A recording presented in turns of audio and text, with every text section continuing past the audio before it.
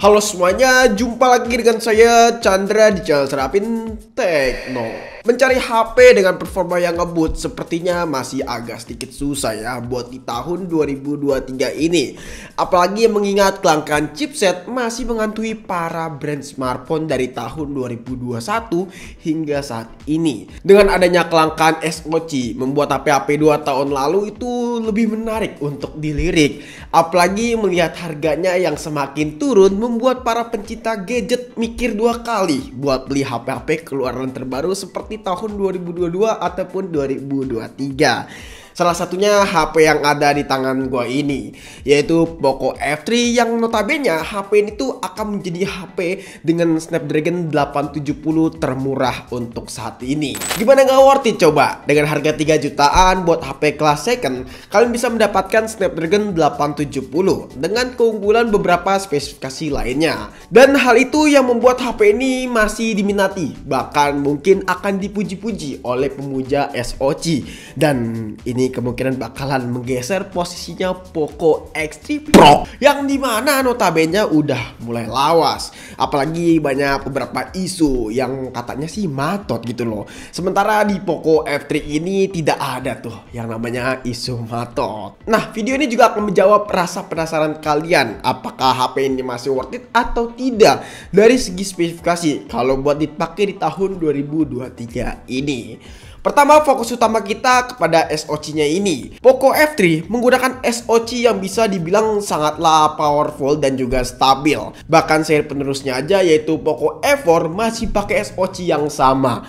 Berarti dengan kata lain, SoC yang satu ini benar-benar terbaik gitu loh ya kalau secara logika. Yap, Snapdragon 870 5G dengan pabrikasi 7 nanometer. SoC ini diperkenalkan oleh Snapdragon pada tahun 2021 dan mulai digunakan oleh beberapa brand smartphone ya guys ya, seperti Realme GT Neo 3T, Oppo Reno 6 Pro, bahkan sampai Vivo X60.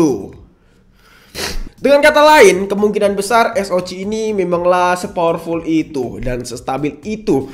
Bahkan brand sekelas Vivo dan Oppo menggunakan SoC yang satu ini. Dan ini terbukti dari skor Antutunya aja nih, yang kelihatan tinggi banget. Ya, yang menurut gua ini udah tinggi banget lah kalau misalkan kita lihat dari segi harga yang cuma 3 jutaan aja buat harga secondnya. Dari segi Geekbench 5 pun juga masih demikian nih, kelihatan besar banget untuk multicore dan juga single core. Dengan skor yang di atas, kalau kita lihat cukup lumayan tinggi, bisa disimpulkan bahwa SoC ini masih bisa mengimbangi SoC yang ada di pasaran untuk saat ini. Dan ini menjadi salah satu hal yang menarik dari HP tahun keluaran 2021. Apalagi kalau kita lihat HP-HP keluaran tahun 2022 ataupun 2023, belum ada tuh SoC ataupun smartphone yang menarik seperti ini kalau menurut gua. Yang gue salutin dari SoC ini juga adalah kestabilannya yang menurut gue bener-bener stabil banget gitu loh. Apalagi pas waktu buat kita geber main game PUBG Mobile dengan settingan smooth ekstrim, FPS yang didapat itu di angka 60 FPS dan ini stabil banget. Apalagi soal suhu yang masih bisa terkontrol dengan sangat baik. Pas waktu kita main game PUBG Mobile selama 25 menitan, suhu di HP ini tuh di angka 40 derajat Celcius aja. Ya menurut gue ini oke banget lah ya. Gak sampai di situ aja. Di sini kita ngetes juga buat main game Genshin Impact buat settingan normal 60 FPS. FPS-nya sih stabil di angka 50 sampai 55 FPS dan suhunya juga masih terkontrol dengan sangat baik kok, yaitu di angka 43 derajat Celcius. Nah, itu kita main durasi dalam waktu sekitaran 20 menitan ya pas waktu main game Genshin Impact. Jadi bisa dibilang pas waktu main game Genshin Impact HP ini tuh masih bisa tercover dengan baik lah dan recommended banget kalau buat diajak ngegame.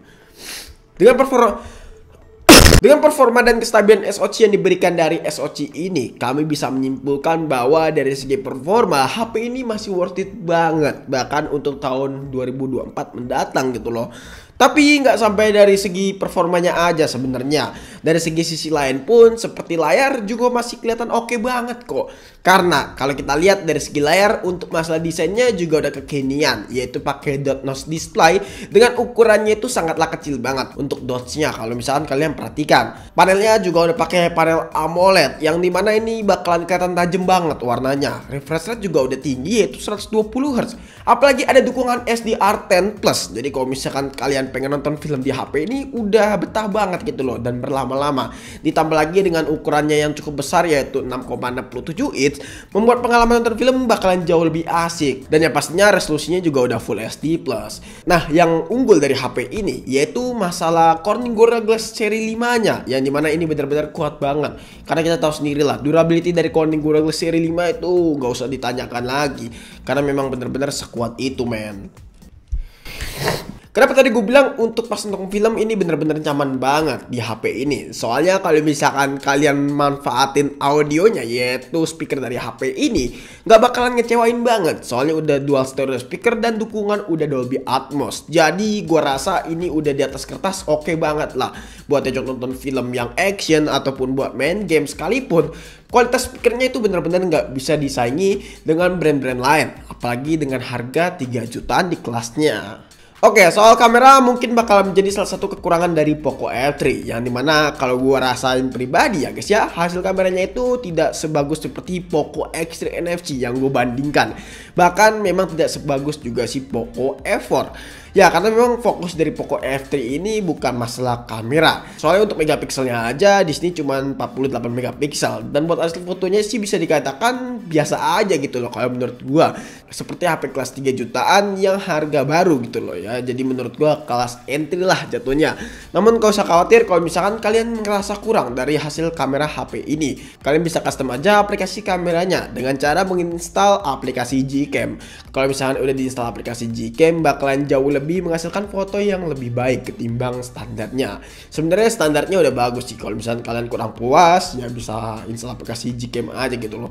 Tapi kalau misalkan kita bandingkan dengan HP-HP kelas di harga yang sama ya teman-teman, harga baru HP ini ya sekitaran 5 jutaan, yang dimana itu bakalan kerasa ketinggalan jauh HP ini. Karena memang untuk hasil fotonya memiliki karakter warna yang bisa dibilang itu ya cenderung ke natural sih. Detailnya juga menurut gue pas-pasan aja. Tapi selebihnya mungkin bisa kalian bantu nilai aja nih di kolom komentar.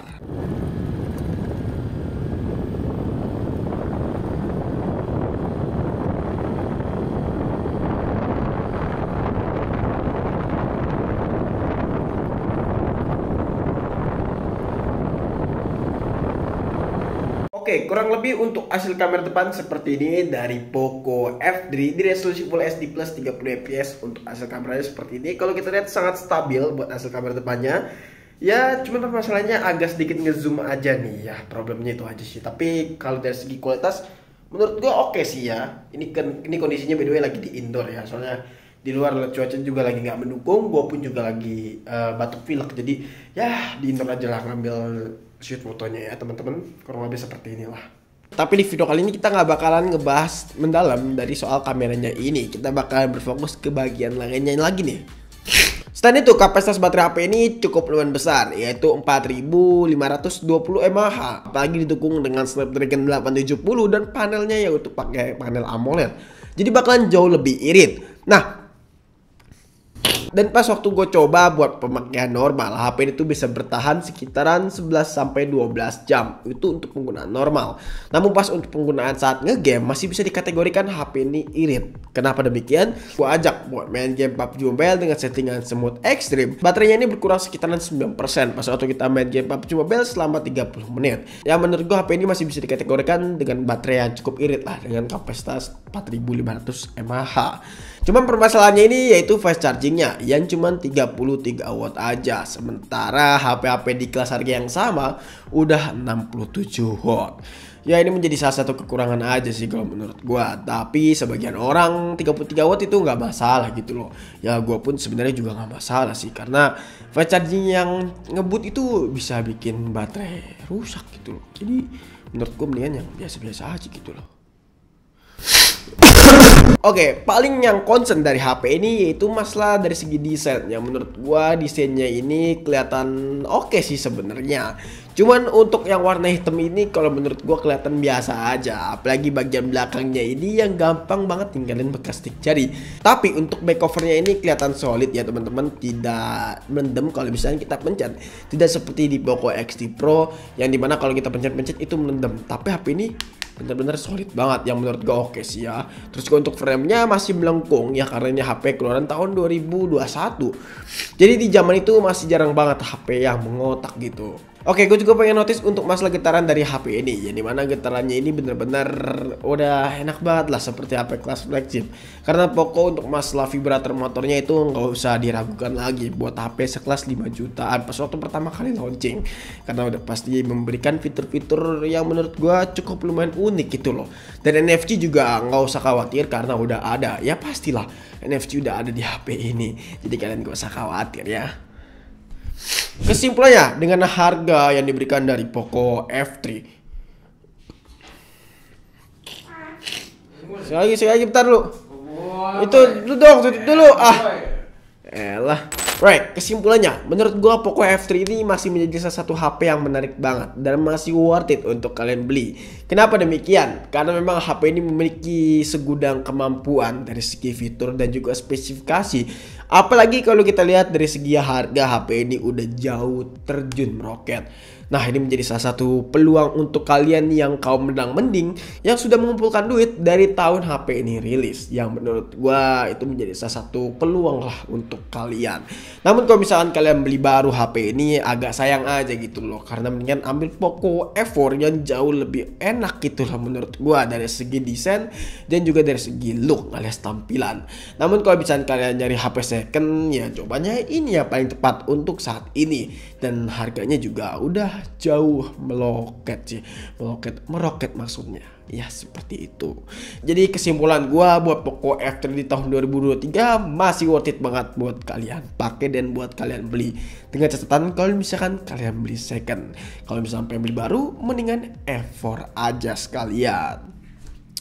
Jadi guys, mungkin cukup sekian aja video kali ini. Kalau misalnya kalian punya pendapat ataupun punya pertanyaan lainnya, bisa tulis di kolom komentar. Dan jangan lupa juga follow Instagram kita di @serapintekno. Jika teman-teman pengennya pendem kita, Chandra pamit dan sampai jumpa di video selanjutnya. Until next time, goodbye.